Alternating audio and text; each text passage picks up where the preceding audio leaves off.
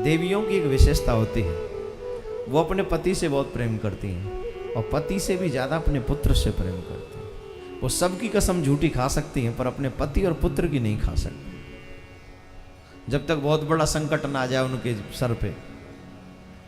नहीं, बेटे की कसम झूठी खा सकते हैं? हालांकि आजकल तो लोग कसम का महत्व ही नहीं समझते कि कसम कहते किसको है, वैल्यू ही नहीं पता। आजकल मैं देखता हूं कोर्ट में लोग गीता की कसम खा जाते हैं और बाकायदा कोर्ट के बाहर घूमते रहते हैं, बताओ कितने पैसे दोगे, हम खाएंगे, हम झूठे गवाह बनेंगे। लेकिन उनका बहुत बुरा असर भी होता है, ऐसे हंसी में मत टाल देना। झूठी कसम खाने वालों का बुरा असर होता है, इसलिए कभी झूठी कसम नहीं खानी चाहिए।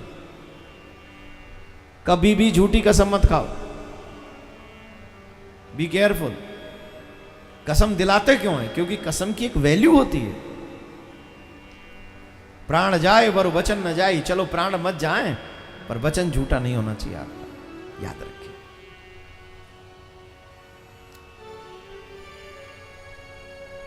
पति और पुत्र से देवियां बहुत प्रेम करती हैं, उनकी झूठी कसम नहीं खाती। लेकिन जो श्याम से प्रेम करता हो उनके लिए क्या पति पुत्र कोई महत्व रखते हैं? बोलिए, रखते हैं क्या? एक प्रसंग आ रहा है, एक बार श्याम सुंदर बीमार पड़ गए। श्याम सुंदर ही वैद्य बने और उन्होंने एक उपाय बताया कि कोई पतिव्रता स्त्री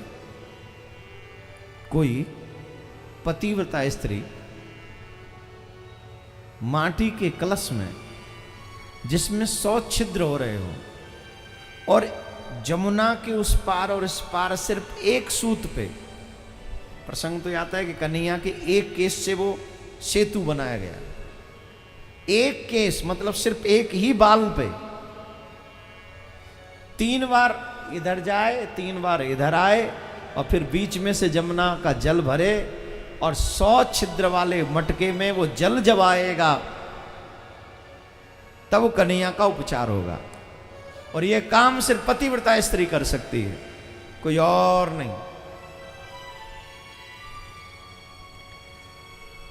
तो वैद्यराज गोपियों की तरफ देखने लगे। वैद्यराज स्वयं कन्हैया, उनको तो पता नहीं कन्हैया है, तो गोपियों की तरफ देखने लगे। तो जब गोपियों की तरफ देखने लगे तो गोपियों ने कहा आप हमारी तरफ मत देखो। बोले क्यों? बोले हम तो श्याम कलंकिनी हैं। बोले मतलब? बोले हम तो स्वीकार कर चुकी हैं कि हम पतिव्रता नहीं हैं।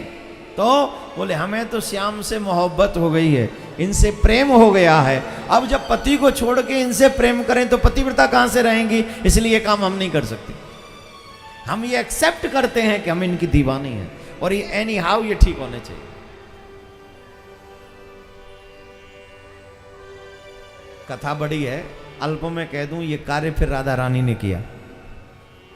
वो जल लेके राधा रानी आई और राधा रानी जब वो जल लेकर आई तो फिर श्याम सुंदर ठीक हुए। उस समय लोग राधा रानी के विषय में भी 2-4 लोग ऐसे थे जो कहने लग गए थे देखो कीर्ति की बेटी नंद के छोरा से मिलती है। उनका प्रेम मेरे और आप जैसा प्रेम नहीं था। हम लोगों का प्रेम लौकिक है, उनका प्रेम अलौकिक है। उनके प्रेम की चर्चा हम नहीं कर सकते। I don't have capacity to say anything about Radha and Krishna. वो प्रेम प्रेम नहीं है, वो तो अलौकिक दिव्य प्रेम है। क्या वो तो दिव्य है। तो ये जिनको श्याम से मोहब्बत हो जाए उन्हें दुनिया अच्छी नहीं लगती, और जिन्हें दुनिया अच्छी लगती है उन्हें कन्हैया से प्रेम नहीं होता। ये सच है।